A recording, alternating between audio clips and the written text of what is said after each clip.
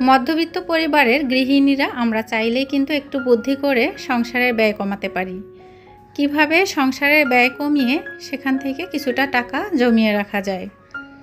আজ কি কাজ করলাম সকাল থেকে সব কিছুই আমার ভিডিওতে শেয়ার করছি। লাইক দিয়ে ভিডিওর সঙ্গেই থাকবেন।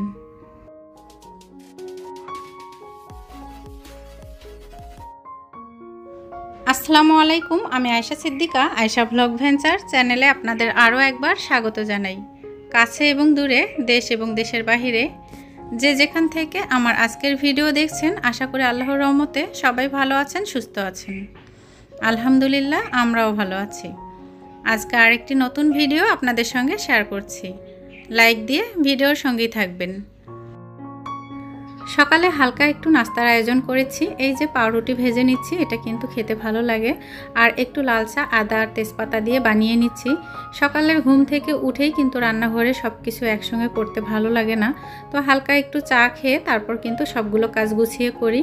আর এই যে বেলকনিতে এসেছি, এখানে কিছুটা কমলা আর পেঁপে দেখতে পাচ্ছেন। এগুলো আমি কেন রেখেছি হয়তোবা নিশ্চয়ই বুঝতে পেরেছেন। এই যে কত সুন্দর করে পেঁপে পাখি খেয়ে নিয়েছে।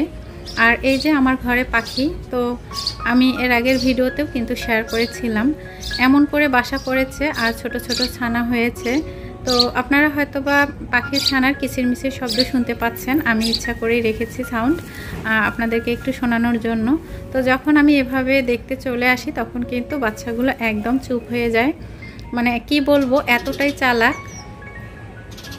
এতটা বছর ধরে আমার ঘরের ভিতরে বাসা করে আছে, তারপরেও আমাকে দেখলে কিন্তু এরকমটা করে। হয়তোবা তারা ভয় পাচ্ছে যে তাদের বাচ্চাদের হয়তোবা আমি নিয়ে নিচ্ছি বা ক্ষতি করব। যাই হোক, এই যে বাবা পাখির ঠোঁটে কিন্তু ছোট্ট ছোট্ট পোকা নিয়ে আসে আর বাচ্চাদের খাবার। আর মা পাখিটা বসে আছে, তো মা পাখি কিন্তু শান্তই থাকে, বাবা পাখিটা এভাবে কিচিরমিচির করে ডাকতেই থাকে। তো আপনাদেরকে একটু ভিডিওতে দেখিয়ে দিলাম। আসলে আল্লাহর সৃষ্টি কত সুন্দর। আমরা যেমন আমাদের সন্তানদের নিয়ে অনেক বেশি চিন্তা করি, ঠিক পশু পাখি সবাই কিন্তু তাদের সন্তানদের অনেক বেশি ভালোবাসে।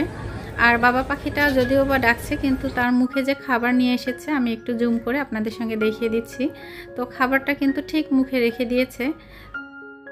ভোরবেলা থেকে শুরু করে সন্ধ্যা পর্যন্ত এভাবে কিন্তু পাখি কিচিরমিচির করে ডাকতেই থাকে। আর সারা দিন আমি খেয়াল করেছি বাবা পাখি আর মা পাখি কিন্তু এভাবে বাচ্চাদের জন্য খাবার নিয়ে আসে। আর এই ভিডিওটা হচ্ছে আমার ছেলেকে টিফিন দিয়ে যখন আমি বাসায় ফিরছিলাম, তো একটু ভিডিও করে নিয়েছি। বাসায় চলে এসেছি আর অফ ক্যামেরায় রান্নার জন্য সব কিছু গুছিয়ে নিয়েছি। তেলের জারে তেল শেষ হয়ে গিয়েছে, জারটা একটু পরিষ্কার করে রেখেছি আর এখন তেল ঢেলে নিচ্ছি। আমরা যারা মধ্যবিত্ত পরিবারের গৃহিণী আছি, আমরা কিন্তু চাইলেই একটু বুদ্ধি করে আমাদের সংসার খরচটা অনেকটা কমিয়ে দিতে পারি। সংসারের ব্যয় কমিয়ে সেখান থেকে আমরা কিছু টাকা জমিয়ে রাখতে পারি আমাদের ভবিষ্যতের জন্য। ঘরে ছোট ছেলে মেয়ে থাকলে তাদের কিন্তু একটা আবদার থেকেই যায়, এই যে বাহিরে একটু ঘুরতে যাওয়া, পার্কে যাওয়া কিংবা একটু মজার খাবার খাওয়া।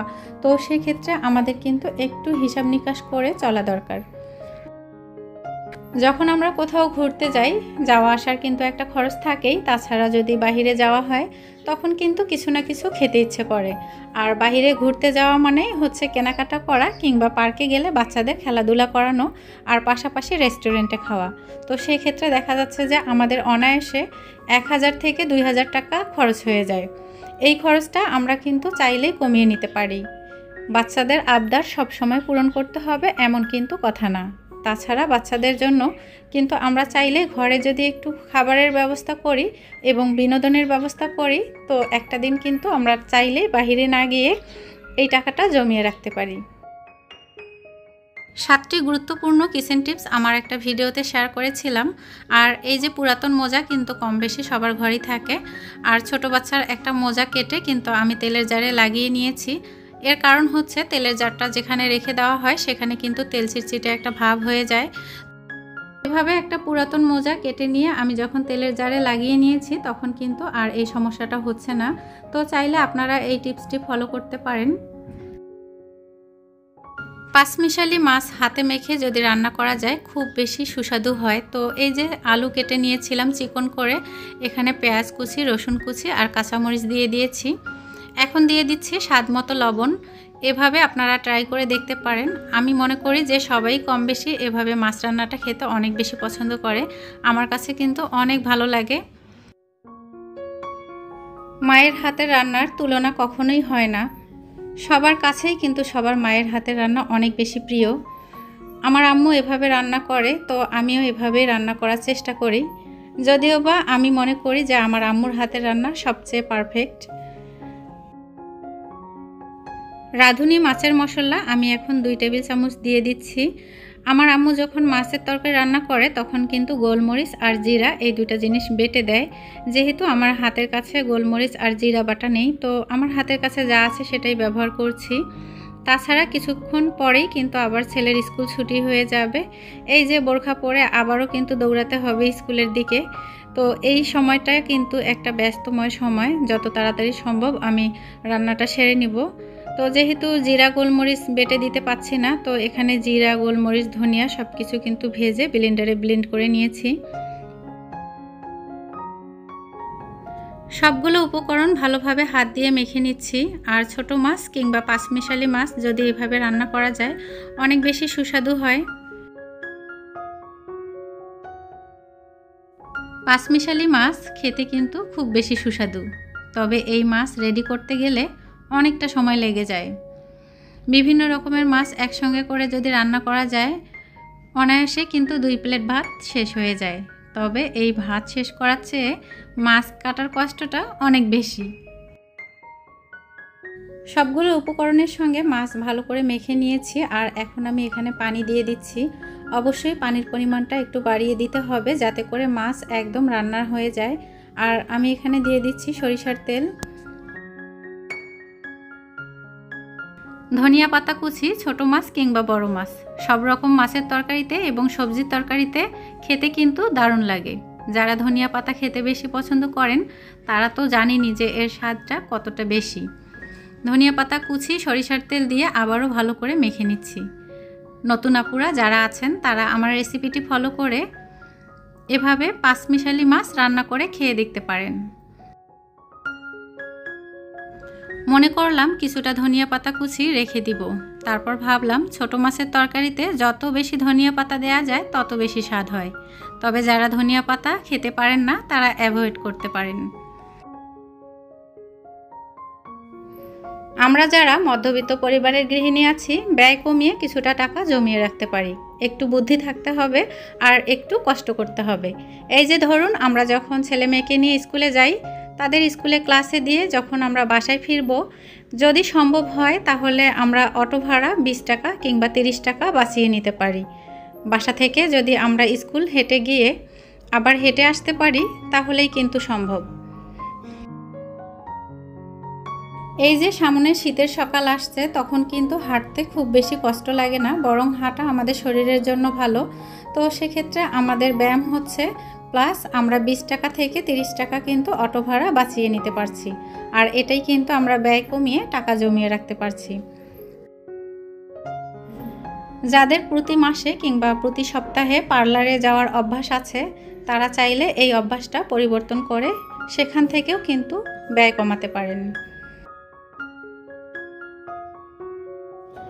ঘরে থাকা কিছু উপকরণ দিয়ে যদি রূপচর্চা করা যায় তাহলে আমার কাছে মনে হয় পার্লারে যাওয়ার কোনো দরকার হয় না।